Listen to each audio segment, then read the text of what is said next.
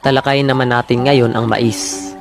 Nagsimula ang pagtatanim ng mais sa lupain ng Amerika at mula roon lumaganap ang pagtatanim nito. Dinala naman ng mga tauhan ni Ferdinand Magellan ang binhi mula sa Mexico tungo sa Pilipinas. Mula noon, dumami na ang nagtanim at nakinabang sa mais.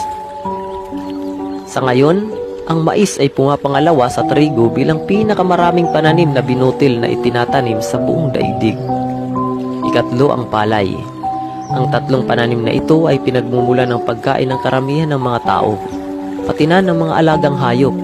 Iba-iba rin ang kulay ng mais. Bukod sa dilaw, may mga mais na kulay pula, asol, itim o kulay rosas. Kung minsan dahil sa kulay ng mga butil, nagiging batik-batik. May 6 na pangunahing uri ng mais: bean corn, plant corn, flour corn, sweet corn, waxy corn at popcorn. Napakaraming gamit ng mais.